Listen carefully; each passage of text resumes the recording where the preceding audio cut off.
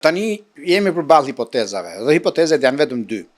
Fakti është që në datë 9 nuk do ketë zgjedhje në Tiranë, ndryshe nga bashkitë e tjera.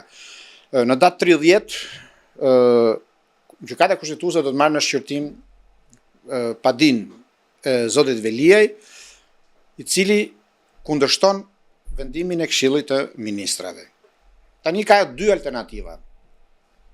Do ta quaj të drejt ankimimin e zotit Veliaj dhe do rrëzoj aktin, do rrëzoj vendimin e qeverisë.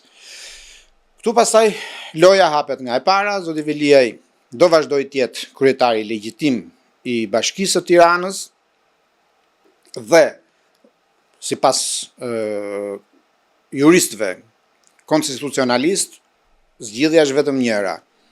Ose do pritet fundi i mandatit, ose qeveria do duhet gjejë një argument tjetër për ta shkarkuar, sepse deri tani Veliaj është shkarkuar me argumentin se ka munguar më shumë se 3 muaj në ushtrimin e detyrës, dhe debati është që unë ka munguar jo me dëshirën time, por sepse jam i detyruar të qëndroj në një masë shtrënguese që nuk më lejon të shkoj në punë.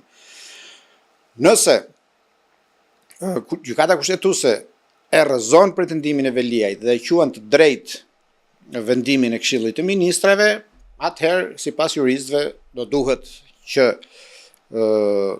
KQZ-ja të drejtohet sërish presidentit dhe procedura të rinisë nga e para dhe pastaj të jetë ajafati kushtetues dhe gjasat janë që zgjedhjet të mos mbahen brenda këtij viti. Por që thash, këto janë dy hipotezat e mundshme në këto kushte.